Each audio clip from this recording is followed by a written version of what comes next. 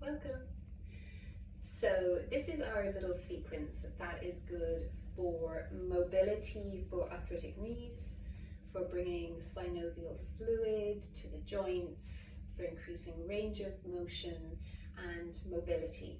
And we're just going to go very gentle with them and do things really nice and slowly and feel into the movement in your body, trusting that you know best what is right for your body. Okay, so I'm going to roll up my trousers so that we can see a little bit more clearly my lower legs, because that's the area that we're going to be focusing on. The main starting point is that we're sitting at the very front edge of the chair and we have our hips in line with our knees. So remember, we have these markers that we're looking out for. We have the eyes of the hips, so the front bones of the hips, making a straight line down through the center of the thighs to the center of the knee. From there, we're going straight down from the center of the knee to the center of the ankle, and from the center of the ankle to the center of the foot. So bone is always supporting bone, and we're staying in alignment. When we look down at our feet, we want them to be in the shape of a number 11, so not turned out or turned in or one turned out, just the number 11. And there should be equal weight on the big toe side and the little toe side of the foot, so we haven't rotated out or rotated in. So that's our starting position. And we're simply going to start by rising up onto the ball of one foot and lowering the heel back down again.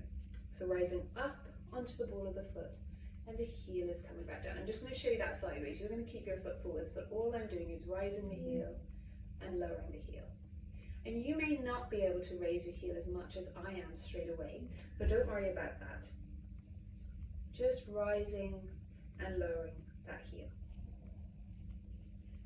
The next time that you come up, I'd like you to just roll around on the ball of the foot. So it's like you're massaging every single part of the underside of that foot. And if it feels like it's hard to have control of that foot, you can move the foot back a little bit closer to your body just for this exercise, so that you have a better range of motion or a better gain of control on the surface area of the bottom of the foot. So we're rolling around, nice big circular rolls. Part of this work is getting mobility into the feet and into the toes too. So this is what's happening here. Okay. And then from here, we're going to take our hands underneath the knee. Now, when we lift the knee up here, we want the shoulders to be sitting back in their sockets and our spine to be nice and tall. So we're sitting straight in our chair and we're giving the weight of the leg over to the hands. If that feels like the knee is too far away and you're having to round, you can use a belt or a strap from a dressing gown cord or a scarf and take that underneath the back of your knee. Wrap it around your hands and hold it so that your elbows are close in and the knee is high, and then let the weight of your leg drop into the strap. So you can use the strap to assist if you need to. I'm going to demo without it just so it's cleaner. So we've given the weight of the leg over to the hand and we're just letting the lower leg become floppy. So you can see how floppy my ankle is there. And then we're going to try and let the whole of that lower leg flop from side to side. So there's no muscular action happening in my lower leg. I'm supporting the upper leg with my hands or with the strap, and I'm just flopping it from side to side. And that might take a couple of sessions for you to get any kind of floppiness in your leg. That's okay. We're just building up that proprioception, that awareness of our body in space. And then we're going to release and place that foot back down. Okay, so let's go to the other side. We're going to rise up onto the ball of the foot and lower the heel back down. Rising up and lowering back down. And as we're doing that, we're keeping an eye that the knee stays centralized over the ankle. The knee stays centralized over the ankle, and the knee stays pointing towards the second and third toes, in the middle of that foot. I'm going to do about 5 to 10 repetitions on each side. That's a good starting amount. Okay, so the next time you come up, we're going to go round on the ball of the foot. And remember, you can use a moved in foot if that gives you a better stability as you make these ankle circles. So we're rolling around on the ball of the foot, trying to get the underside of the ball of the foot nice and mobile. You can change the direction there too.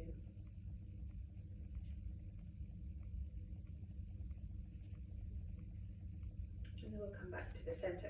Now we're going to grab underneath the knee and lift that knee up, and either using the strap or your hands, let the whole weight of that leg drop into your hands. Roll the shoulders back, sit up tall. So we're going to sit up nice and tall. Make sure you're giving the weight of your leg over to your hands onto the strap, and then we're flopping. And you can see here that my left side range of motion, looseness, is way less than my right side. It's really normal to have asymmetry in the body. So don't worry if one side looks very different than the other. It's just about improving from your starting point. So just letting it flop out, letting it loosen, really releasing it out there. And then we'll release back down. Okay, so now what we're going to do is we're going to come back to that first foot and we're going to roll over to the little toe side of the foot. So the sole of the foot points into the center. And then we're going to roll back to the center. So we're rolling to the little toe side and we're rolling all the way back. And to the little toe side and rolling back. I'm going to keep doing that. So about 5 times. And then we're going to walk the foot over a little bit and we're going to roll to the big toe side and back. And you'll notice how the knee falls in. So there's an internal rotation on the hip.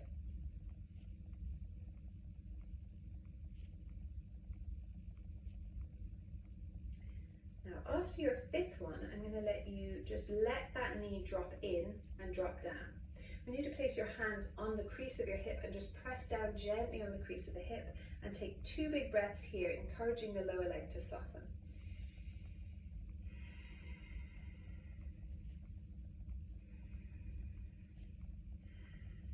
And then bring it back to center and walk the foot back to its starting position. And then we're going to let it fall out to the little toe side. Again, place the hand in the crease of the hip, press down, and 2 breaths here.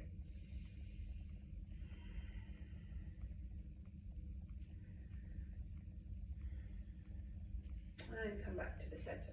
Okay, so same thing on the opposite side. We start at hip width, knees above the ankles. We're going to roll into the big toe side. Doesn't matter which way you start. We just do 5 nice and slowly in each direction, trying to roll equally and smoothly through the underside of the ball of the foot, so there are no gaps. It's not little toe to big toe, it's little toe, second toe, third toe, fourth toe, big toe. All the way under, and then we're going to let it fall in. We'll press down into the hip crease, 2 breaths.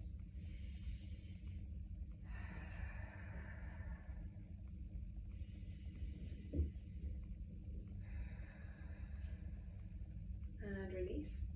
And now we'll go to the little toe side, roll to the little toe side, roll to the little toe side, roll to the little toe side, roll to the little toe side, roll to the little toe side, and then this time as we roll, we're going to let it hang out there. Press down, spine is nice and tall, 2 big breaths.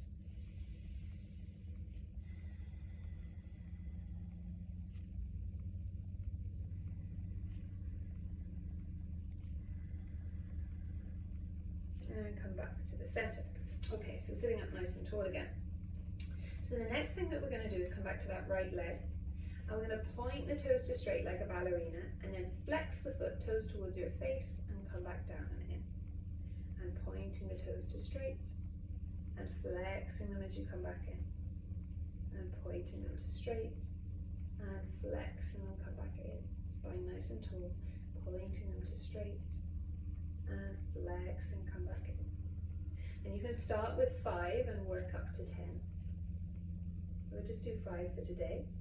And then we're going to sit up nice and tall. We're going to come up onto the tips of the toes.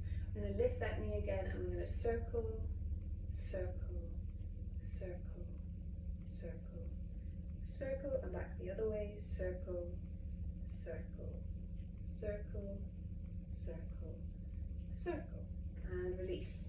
Okay, just flop out your knees, let them go in and out a little bit. Okay, finding your hip width again, sitting up nice and tall. Come to the left side, pointing, flexing, and heel comes back in. So pointing, flexing, heel comes back in.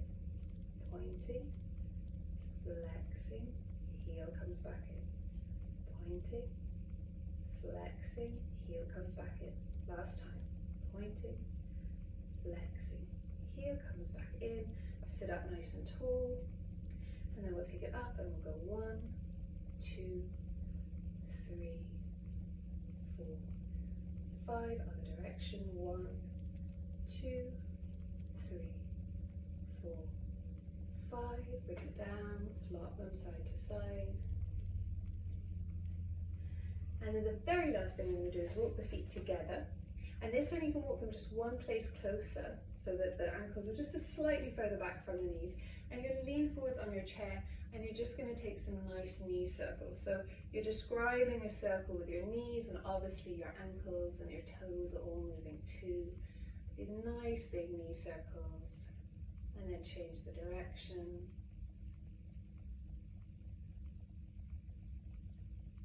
And then coming back to the center, and you're done.